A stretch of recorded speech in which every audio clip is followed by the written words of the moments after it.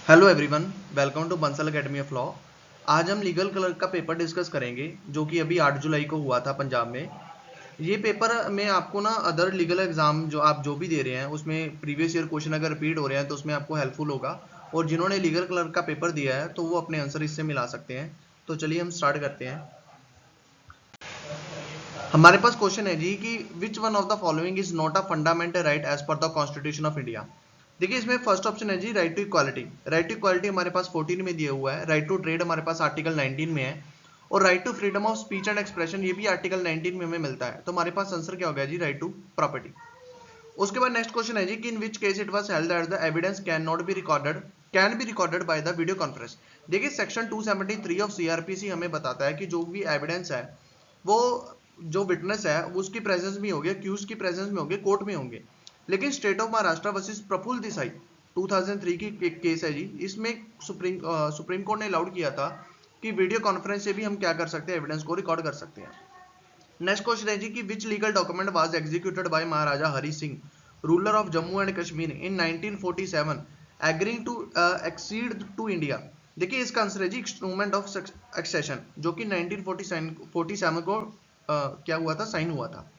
Next question है जी which of the following article of the Indian constitution provides that the state shall endeavour to secure for the citizen a uniform civil code. देखिए uniform civil code बहुत ही important question है, current topic है हमारे पास, तो इसको आपको जरूर ध्यान में रखना है। इसका आंसर है जी हमारे पास आर्टिकल 44। ठीक है जी, आर्टिकल 44 हमें बता रहा है यूनिफॉर्म सिविल कोड के बारे में। हमारे पास नेक्स्ट क्वेश्चन है जी panchayati raj was first introduce in state of Rajasthan.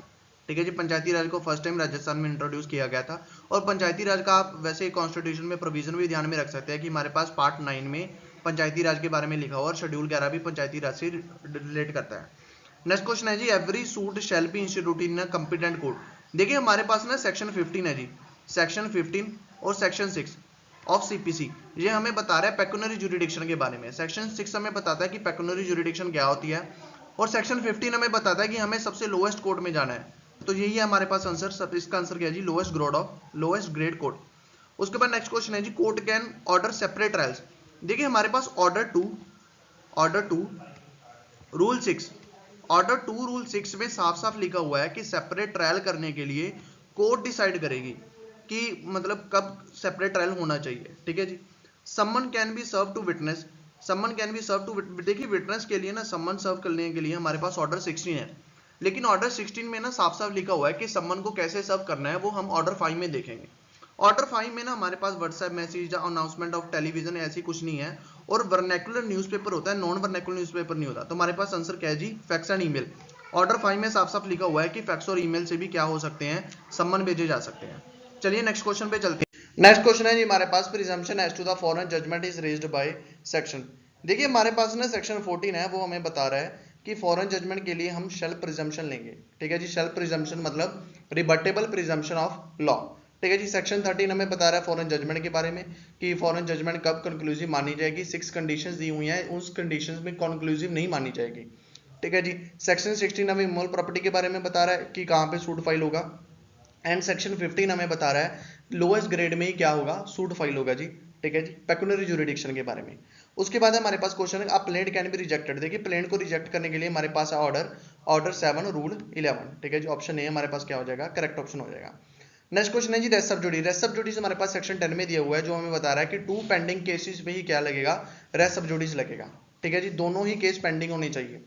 उसके बाद है कंस्ट्रक्टिव रेस्ट जुडिकाटा, ये हमें बताया गया एक्सप्लेनेशन 4 सेक्शन 11 में। ये हमें बता रहा है, इसका आंसर है जी option D the matter directly substantially might and ought. ये वर्ड इंपॉर्टेंट है जी कंस्ट्रक्टिव रेस्ट जुडिकाटा के लिए कि might and ought to be in issues के लिए। नेक्स्ट क्वेश्चन पे चलते हैं जी। नेक्स्ट क्वेश्चन है जी हमारे पास plaint is made through a set process before the jurisdiction forum.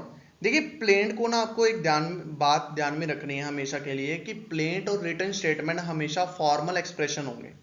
ठीक है जी, कि फॉर्मल एक्सप्रेशन होंगे, मतलब जो एक सीपीसी में प्रोवाइड किया गया है, अपेंडिक्सेस में एक फॉर्मेट प्रोवाइड किया गया है, उसी में ही हमें प्लेंट और रिटन स्टेटमेंट देनी है कोर्ट में। ठीक है जी, तो यही पूछा गया है कि plaint is made through a set process before the jurisdiction forum. A formal process होगी एंड फॉर्मल प्रोसेस कौन, पार्टी ब्रिंगिंग अ सूट। जो पार्टी सूट लेके आ रही है वही क्या करेगी, प्लेंट फाइल करेगी एक फॉर्मल स्टेटमेंट में। उसके बाद नेक्स्ट क्वेश्चन है जी, सेम क्वेश्चन है कि रिटर्न स्टेटमेंट कैसे आएगी। रिटर्न स्टेटमेंट भी क्या होगी, एक फॉर्मल एक्सप्रेशन होगी जो कौन लेके आएगा, पार्टी डिफेंडिंग द सूट। तो हमारे पास इसका आंसर क्या हो जाएगा जी, डी। इसका आंसर हो जाएगा हमारे पास सी। चलिए नेक्स्ट क्वेश्चन पे चलते हैं। Issues are made through a set process before the jurisdiction forum. देखिए इश्यूज भी क्या है, एक फॉर्मल स्टेटमेंट है। ये हमें बता रहा है ऑर्डर 14 रूल 3, वो हमें बता रहा है कि इश्यूज के लिए कौन कौन से मटेरियल चाहिए। उसमें क्लॉज ए में लिखा हुआ है कि both parties and their advocates, हम उनको सुनेंगे और उसके हिसाब से इश्यूज डिसाइड करेंगे। तो हमारे पास इसका आंसर क्या हो जाएगा जी, डी आंसर हो जाएगा। उसके बाद नेक्स्ट क्वेश्चन है जी, dismissal of civil suit can take place. देखिए सिविल सूट में आपको एक बात ध्यान में रखनी है, ऑर्डर 9 में हमें बताया गया है कि अगर प्लेंटिफ प्रेजेंट है, डिफेंडेंट प्रेजेंट नहीं है, तो हो गया एक्स पार्टी। लेकिन अगर डिफेंडेंट प्रेजेंट है, प्लेंटिफ प्रेजेंट नहीं है, तो हो गया सूट डिसमिस। ठीक है जी। तो क्वेश्चन क्या है हमारे पास, dismissal of civil suit can take place where defendant appears and plaintiff not appears. तो हमारे पास आंसर क्या हो गया जी, ए ऑप्शन सही हो गया। ठीक है जी। उसके बाद है when can ex parte decree be set aside. देखिए क्वेश्चन ध्यान से समझिए कि एक्स पार्टी डिक्री को क्या करना है, सेट असाइड करना है। सेट असाइड कहां पे होगा, ऑर्डर 9 रूल 13 में। जब भी ऑर्डर 9 रूल 13 में सेट असाइड करना है तो क्या होगा, डिफेंडेंट का प्रेजेंट होना जरूरी है, क्योंकि वही एप्लीकेशन मूव करेगा सेट असाइड करने के लिए। तो हमारे पास ऑप्शंस क्या है, when defendant appears, defendant appear कर गया लेकिन प्लेंटिफ डू नॉट अपीयर। देखिए ये जरूरी नहीं है कि प्लेंटिफ अपीयर हो या ना हो एक्स पार्टी की एप्लीकेशन के टाइम पे। तो ये ऑप्शन ठीक ठीक लग रही है, मतलब इसको हम डायरेक्टली सही नहीं कह सकते। नेक्स्ट क्वेश्चन है जी, plaintiff appear defendant do not appear. अगर डिफेंडेंट अपीयर ही नहीं होगा तो वो सेट असाइड की एप्लीकेशन मूव कैसे करेगा, तो ये ऑप्शन तो हो गया जी गलत। उसके बाद है जी, जज अज्यूम ऑफिस। नहीं, जज अपना ऑफिस अज्यूम करेगा, इससे तो कोई मीनिंग नहीं है। और advocate assign to a party, नहीं इसका भी नहीं। तो इसकी ऑप्शंस वैसे करेक्टली नहीं है, लेकिन अगर हम बेस्ट करेक्ट ऑप्शन पे जाएं तो हमारे पास ऑप्शन क्या आता है जी, ऑप्शन ए। ठीक है जी। नेक्स्ट क्वेश्चन है जी, टेम्परेरी इंजंक्शन। देखिए टेम्परेरी इंजंक्शन हमारे पास दो जगह दिया हुआ है, एक तो स्पेसिफिक रिलीफ एक्ट में और सिविल प्रोसीजर कोड में। स्पेसिफिक रिलीफ एक्ट हमें बता रहा है कि टेम्परेरी इंजंक्शन होती कहाँ है और कहाँ पे इशू होगी, वो हमें बता रहा है कि इशू है सीपीसी में होगी, सिविल प्रोसीजर कोड में होगी। यही हमारे पास क्वेश्चन है कि temporary injunction is issued under civil procedure code, order 39 rule 1 and 2 में। ठीक है जी। नेक्स्ट क्वेश्चन है जी, फर्स्ट अपील। देखिए फर्स्ट अपील हमेशा सुपीरियर कोर्ट में लाई करती है। अगर हमारे पास केस ट्रायल कोर्ट में, मतलब फर्स्ट सिविल जज के पास चल रहा है, तो वो कहाँ पे होगा, उसका सुपीरियर डिस्ट्रिक्ट में क्या होगी, अपील होगी। अगर वो हमारा केस ही डिस्ट्रिक्ट कोर्ट के पास चल रहा है तो वो उसकी अपील सुपीरियर कोर्ट मतलब हाई कोर्ट में होगी। तो फर्स्ट अपील कहाँ पे होगी जी, lies always to superior court. उसके बाद रिवीजन। देखिए रिवीजन के लिए ना हमारे पास सेक्शन 115 सीपीसी भी है और हमारे पास सीआरपीसी भी है। तो इन्होंने एक तो पहली बात इन्होंने यही नहीं क्लियर किया हुआ कि रिवीजन सीपीसी में फाइल होनी चाहिए या सीआरपीसी में, मतलब यहाँ पे क्वेश्चन में क्लियर नहीं किया हुआ। और अगर हम ऑप्शंस पे जाएं तो वैसे आपको ये भी ध्यान में रखना होता है कि रिवीजन क्या होती है। रिवीजन बाय पार्टी एप्लीकेशन तो मूव करती है, लेकिन ये अपील की तरह राइट नहीं होता है। ये सिर्फ हाई कोर्ट पे, अगर हम सीपीसी की बात करें तो ये हाई कोर्ट की डायरेक्शन पे डिपेंडेंट होती है। मतलब हाई कोर्ट या तो सुमोटो ले सकती है रिवीजन, या फिर अगर पार्टी एप्लीकेशन भी मूव कर रही है तब भी ये हाई कोर्ट पे ही डिपेंड करता है उसके डायरेक्शन पे कि उसने रिवीजन को एडमिट करना है या रिवीजन एक्सरसाइज करनी है या नहीं करनी। ये अपील की तरह राइट नहीं होता। तो इसका बेस्ट ऑप्शन हमारे पास क्या है जी, lies upon the direction of high court. वैसे इन्होंने ये क्लियर नहीं किया हुआ कि ये सीपीसी में है, सिविल में है या क्रिमिनल में है, क्योंकि क्रिमिनल में सेशन कोर्ट के पास भी रिवीजन की पावर है। ठीक है जी। हमारे पास नेक्स्ट क्वेश्चन है जी, the president of India is the supreme commander of. देखिए हमारे पास आर्टिकल 53 है। आर्टिकल 53 हमें बता रहा है कि प्रेसिडेंट क्या होगा जी, सुप्रीम कमांडर आर्म्ड फोर्सेस का, सॉरी आर्म्ड फोर्सेस का। ठीक है जी। नेक्स्ट क्वेश्चन है जी, who was when was the allocated strength of जजेस of the supreme court raised last time. देखिए 2019 में क्या हुआ था, सुप्रीम कोर्ट के जजेस की स्ट्रेंथ बढ़ा दी गई थी। ठीक है जी। वहां पे हमने 34 स्टैंड कर दी थी, including the chief justice of India. उसके बाद नेक्स्ट क्वेश्चन है जी हमारे पास, who was the first speaker of Lok Sabha. देखिए जीवी मावलंकर हमारे क्या थे, लोकसभा के फर्स्ट स्पीकर बने थे। ठीक है जी। उसके बाद who was the non political president of India, तो ये थे doctor APJ Abdul Kalam. Next question है जी, which one of the following is also known as the wheel of duty. देखिए ये होता है शोक चक्र इन नेशनल फ्लैग। ठीक है जी। नेक्स्ट क्वेश्चन है जी, who appoints the chief justice and जजेस ऑफ द हाई कोर्ट। देखिए ये करते हैं प्रेसिडेंट ऑफ इंडिया। बहुत बार कंफ्यूज किया जाता है हाई कोर्ट के जजेस को लेकर, क्योंकि सुप्रीम कोर्ट के जजेस तो प्रेसिडेंट ऑफ इंडिया अपॉइंट करते हैं, ये तो हमें पता है, लेकिन हाई कोर्ट के जजेस में ना कई बार ऑप्शंस में गवर्नर दे देते हैं। यहाँ पे तो नहीं दिया हुआ, वैसे गवर्नर की ऑप्शन आ जाती है तो काफी कंफ्यूजन हो जाती है, लेकिन आपको याद रखना है कि supreme court and high court दोनों के जजेस को किसके द्वारा अपॉइंट किया जाता है, प्रेसिडेंट ऑफ इंडिया के द्वारा। नेक्स्ट पे चलते हैं जी, which of the following is not a directive principle of state policy. देखिए डेवलप अ साइंटिफिक टेम्पर हमारे पास डीपीएसपी में कहीं नहीं दिया हुआ है, ठीक है जी। सेपरेट जुडिशरी फ्रॉम एग्जीक्यूटिव, ये हमारे पास आर्टिकल 50 है। लेवल ऑफ न्यूट्रिशन की बात करें, ये हमारे पास 47 आर्टिकल है। और हम बात करें इकोनॉमिकल वीकर सेक्शन के बारे में, सॉरी इकोनॉमिकल वीकर सेक्शन नहीं, economical interest of weaker section, ये हमारे पास 46 में दिया हुआ है। तो हमारे पास इसका आंसर क्या होगा जी, इन्होंने पूछा है नॉट अ डायरेक्टिव प्रिंसिपल, तो to develop a scientific temper. उसके बाद क्वेश्चन है, who was the first and longest serving attorney general of India, तो ये हमारे पास है जी MC स्टेलवार्ड, ठीक है जी।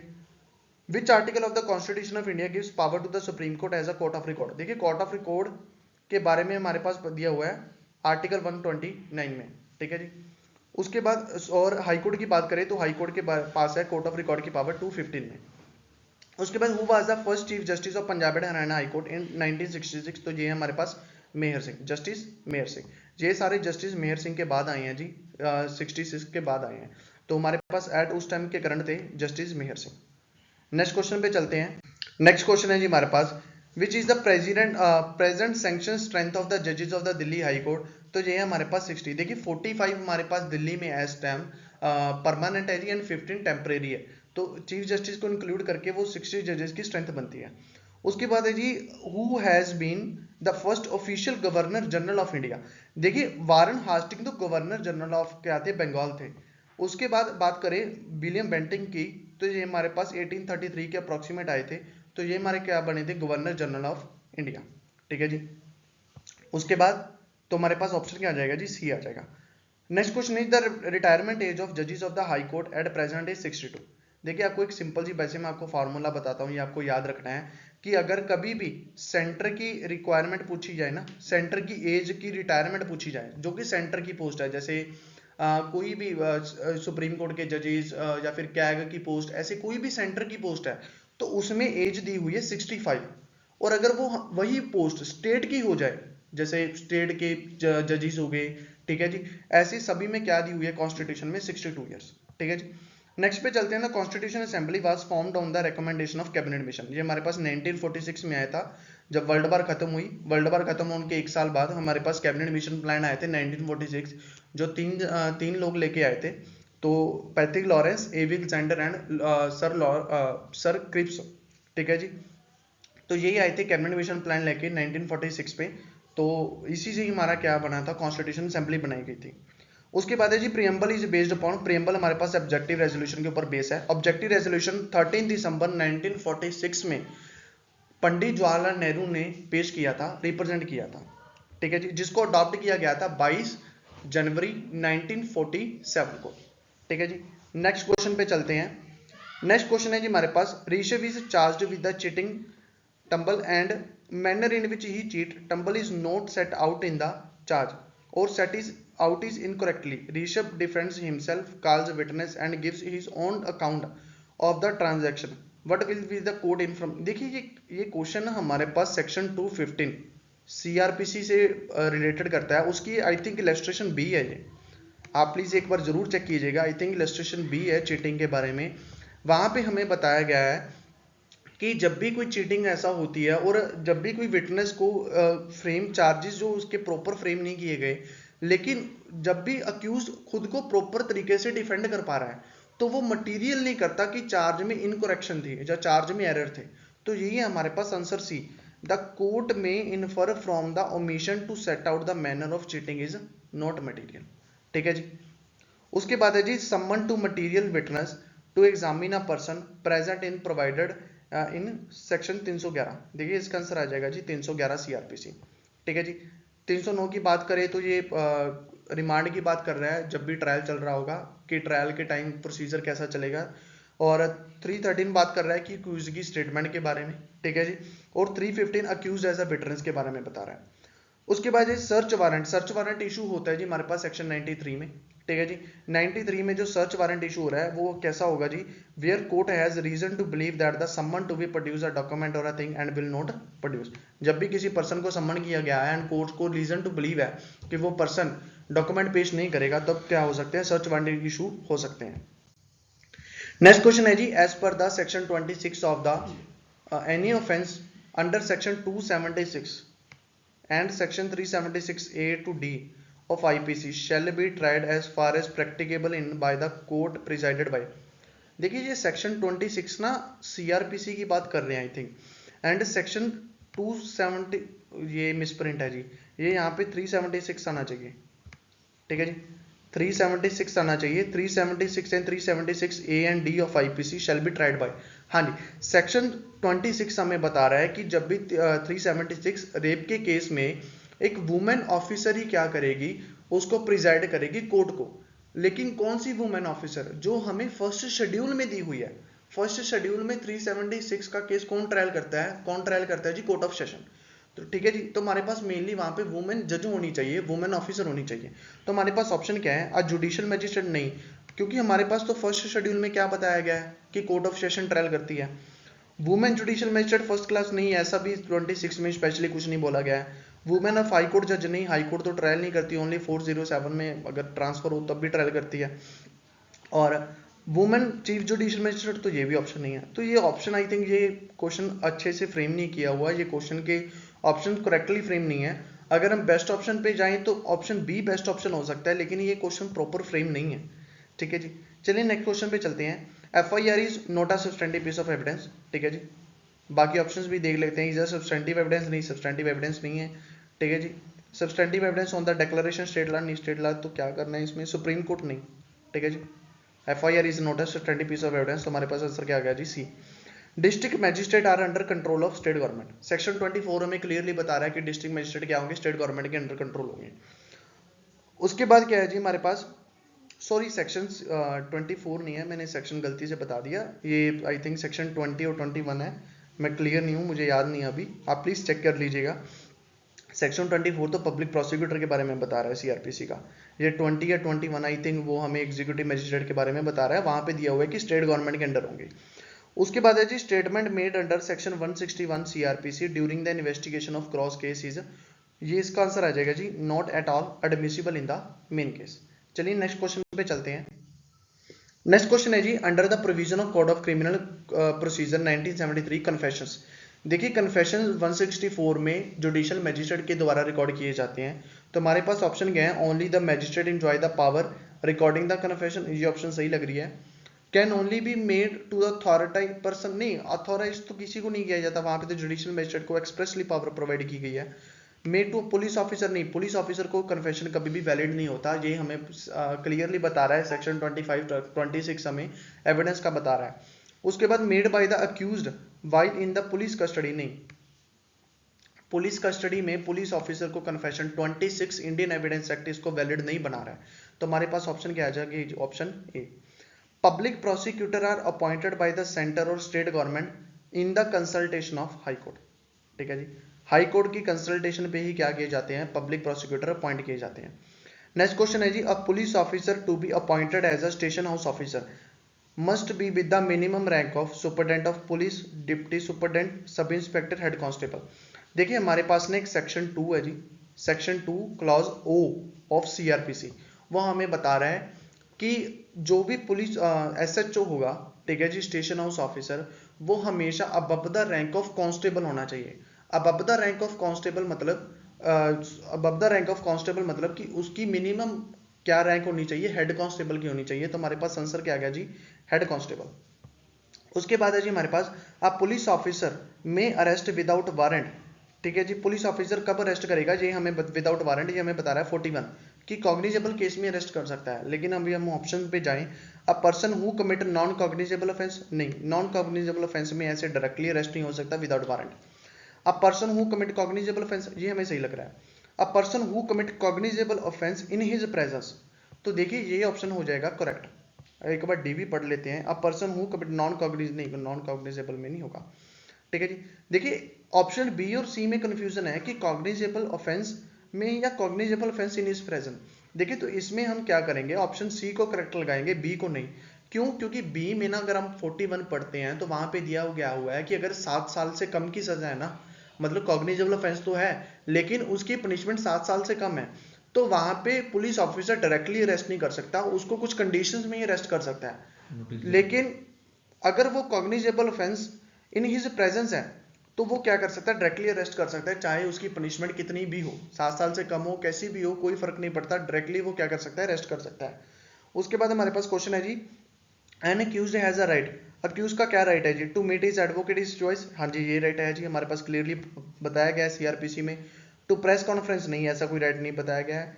टू विजिट टीवी चैनल, नहीं ऐसा कुछ राइट नहीं है। To meet his advocate immediately available, नहीं, वो अपनी चॉइस से किसी भी एडवोकेट को क्या कर सकता है, मिल सकता है। तो हमारे पास आंसर क्या है जी, ए ऑप्शन सी हो गया। नेक्स्ट है जी, the basic requirement of common intention as under section 34। देखिए सेक्शन 34 में क्या है basic requirement, joint action with several hands, हाँ जी ये ऑप्शन सही लग रही है। The meeting of mind is essential, हाँ जी मीटिंग ऑफ माइंड सबसे मेन एसेंशियल है इसका। And not the common participation, बिल्कुल सही है कि कॉमन पार्टिसिपेशन नहीं चाहिए हमें, ये हमें बता रहा है बरिंदर कुमार घोष की जजमेंट है जिसमें साफ साफ बताया गया है कि जो सिर्फ मतलब स्टैंड कर रहे हैं, जो पार्टिसिपेट भी नहीं कर रहे हैं लेकिन सिर्फ स्टैंड एंड वेट कर रहे हैं, वो भी क्या कर रहे हैं, एक तरह से सर्व कर रहे हैं। मीटिंग ऑफ माइंड जरूरी है, पार्टिसिपेशन ही जरूरी है। उसके बाद फर्दरेंस ऑफ कॉमन इंटेंशन, ये तो सेक्शन 34 की बेयर लैंग्वेज में बता रही है।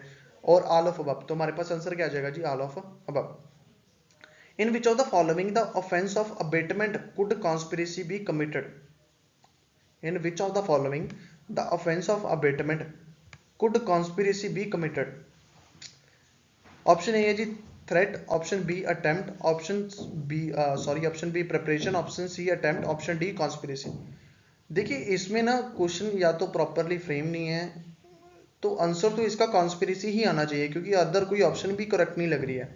या तो इन्होंने ये पूछना चाह रहे हैं कि अबेटमेंट में जो हमें 3 टाइप का ऑफेंस दिए हुए हैं, जैसे कि इंटेंशनल लीडिंग, ठीक है जी, इंस्टिगेट करना और कॉन्स्पिरेसी करना, या तो उसी हिसाब से पूछना चाह रहे हैं।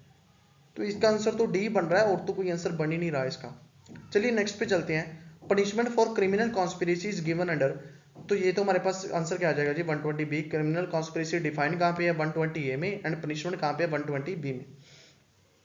उसके बाद B an expert swimming coach, एक स्विमिंग कोच है बी एक्सपर्ट, उसकी रिवाइलरी है किसके साथ, ए के साथ, ठीक है जी, और ए को मारना चाहता है। ही सीज ए ड्रॉनिंग, ए क्या कर रहा है, मतलब डूब रहा है, but does not come to help, उसकी हेल्प करने के लिए आया। A is drowned consequently, A क्या हो गया, डूब गया जी।